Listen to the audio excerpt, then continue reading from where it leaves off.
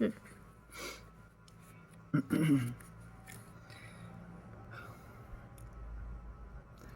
everybody, whoever is the viewer.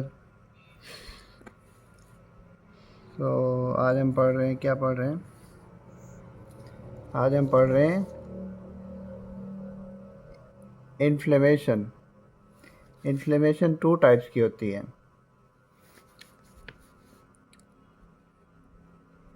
Either it can be acute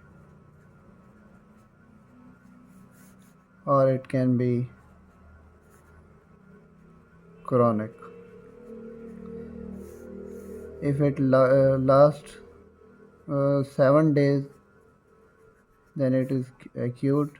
If it lasts more than 7 days, then it is chronic.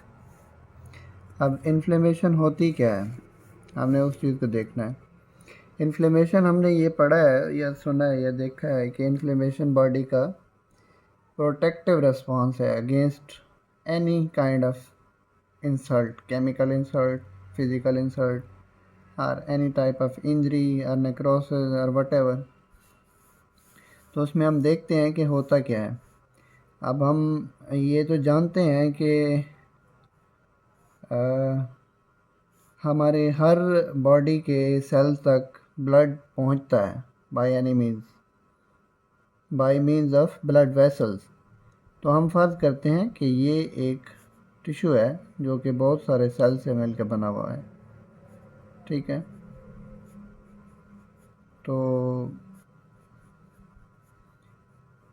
अब इस tissue को ये vessel supply कर रही है जो कि यहाँ से गुज़र रही है, जिसकी ऐसी पतली पतली लेयर हैं, वाल। तो इसके अंदर से ब्लड फ्लो कर रहा है।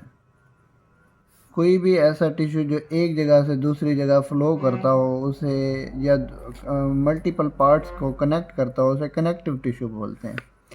जैसा कि लिम्फ या ब्लड, ये हमारे कनेक्टिव टिश्यूज़ हैं। अब ब्लड जो है वो एक बड़े से सॉल्यूशन की तरह है जिसके अंदर बहुत सी चीज़ें मिक्स हुई हुई होती हैं। एक ब्लड की 1/2 मिलीलीटर में बहुत सारी चीज़ें होती हैं, जिसमें मेन तो ब्लड के सेल्स होते हैं। आप जानते हैं कि 3 टाइप्स के सेल्स होते हैं। बड़े आरबीसीज होते हैं, उसके बाद डब्ल्यूबीसीज होते हैं, और उसके बाद प्लेटलेट्स होते हैं। ये तो हो गए ब्लड के सेल। इसके अलावा जो पार्ट बचता है उसे प्लाज्मा बोलते हैं। और प्लाज्मा के अंदर काफ़ी सारी प्रोटीन्स होती हैं, काफ़ी सारे और डिफरेंट किस्म के फैक्टर्स होते हैं जिन्हें क्लॉटिंग या नॉन क्लॉटिंग या फैक्टर्स बोलते हैं। वो हम बाद में देखेंगे। अब इसमें से ब्लड फ्लो करके टिश्यू तक पहुंचता है, बॉडी के हर टिश्यू तक। अब टिश्यू क्या है, मुख्तलिफ़ किस्म के सेल्स मिल के एक टिश्यू बनाते हैं। टिश्यू मिल के आपस में एक ऑर्गन बनाते हैं, और ऑर्गन का कुछ एक ख़ास किस्म का काम होता है। अब ये टिश्यू तक ये वेसल आ रही है ब्लड लेके। अब फ़र्ज़ करते हैं कि यहाँ पे कुछ इस टिश्यू को कुछ फिज़िकल ट्रॉमा हुआ है, या कुछ इसके ऊपर केमिकल ऐसा गिरा है जिसकी वजह से इसकी इन्फ्लेमेशन स्टार्ट हो गई है। कुछ भी इस टाइप का फैक्टर होगा तो बॉडी उसको रिस्पॉन्सिवली इन्फ्लेमेशन स्टार्ट कर देगी। तो इन्फ्लेमेशन क्या है, बुनियादी तौर पर बॉडी का प्रोटेक्टिव रिस्पॉन्स है। उसके अंदर क्या होता है, उसके अंदर ये होता है कि हमारे जो ब्लड की जो हमारे बॉडी टिश्यूज़ होते हैं या ब्लड वेसल्स की वाल्स होते हैं, उनके अंदर ख़ास किस्म के सेल्स होते हैं जो ख़ास किस्म की सिक्रीशन बाहर निकालते हैं, जो कि इन्फ्लेमेटरी मीडिएटर्स कहलाते हैं। इन्फ्लेमेटरी मीडिएटर्स, आपने पूछा है कि उनका क्या फ़ंक्शन है, जो अभी आप पूछ रही थी। इन्फ्लेमेटरी मीडिएटर्स का फंक्शन इन्फ्लेमेशन को प्रोलॉन्ग करना है, या उसको एटलीस्ट मेंटेन करना है, एक इन्फ्लेमेशन की कंडीशन को। अब हम देख रहे हैं, आपने पूछा है कि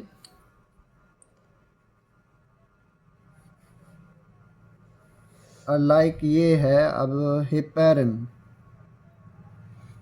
अब ये सल्फेटेड ग्लूकोजो अमाइनोग्लाइकेन है। अमाइनोग्लाइकेन मतलब प्रोटीन की एक टाइप है। That act locally an as an anticoagulant. Anticoagulant का मतलब ये है कि वो इस जगह पे अगर कोई ट्रामा हुआ है तो यहाँ पे ब्लड को फ्रीज नहीं होने देगा, जमने नहीं देगा। अगर यहाँ पे हेपेरिन की मौजूदगी होगी तो वो एक्ट करेगा एज एन एंटीकोगुलेंट। और इसी तरह दूसरा क्या है, histamine which promotes increased vascular permeability and smooth muscle contraction. अब वास्कुलर परमिएबिलिटी ये है कि ये जो वेसल्स के सेल्स हैं इनके दरमियान बीच में जो गैप है ये इंक्रीज़ हो जाएगा, जिसकी वजह से जो ब्लड का कंटेंट है वो बाहर लीक होना शुरू हो जाएगा। वो एक्सेसिव कंटेंट बाहर लीक होना शुरू हो जाएगा तो वहाँ पे इन्फ्लेमेशन स्टार्ट हो जाएगी। और स्मूथ मसल की कंट्रैक्शन को भी बढ़ाता है हिस्टामिन। इसी तरह तीसरे नंबर पे है serine proteases which activates various mediator of inflammation. अब हमने देखा है कि जो साइटोकाइंस हैं, जो हिस्टामिन या सेरोटोनिन या हेपेरिन या हेपरिन इसे आप बोलें, तो ये इनकी रिलीज़ को मदद देता है। जो हमने ये थर्ड नंबर पे पढ़ा है प्रोटीएजेस, इन्फ्लेमेशन की मीडिएटर्स को भी रिलीज़ होने के लिए कोई चीज़ चाहिए ना, तो ये उसकी रिलीज़ में मदद करता है। अब इयोसिनोफिल और न्यूट्रोफिल, ये विच अट्रैक्ट्स दो ल्यूकोसाइट्स। इयोसिनोफिल और न्यूट्रोफिल ये WBC की सब टाइप्स हैं। हमने ब्लड सेल्स में पढ़ा था ना, जो RBCs होते हैं, प्लेटलेट्स होते हैं और दूसरे होते हैं WBCs। तो WBCs की फर्दर टाइप्स हैं जो इयोसिनोफिल और न्यूट्रोफिल्स। इयोसिनोफिल बुनियादी तौर पर एलर्जिक रेस्पॉन्स को मीडिएट करते हैं। अब डिफरेंट किस्म के WBCs डिफरेंट किस्म का काम करते हैं। इसके अंदर आगे बहुत सारी सब टाइप्स हैं जो कि मुख्तलिफ वैराइटीज़ ऑफ फंक्शन करते हैं परफॉर्म। वो आपको इंडिविजुअली याद करने पड़ेंगे। अब ये जिस तरह आप पूछ रही हैं कि आप इनकी इंडिविजुअली कैसे याद कर सकती हैं, इनके इंडिविजुअली आपको रट्टा ही लगाना पड़ेगा।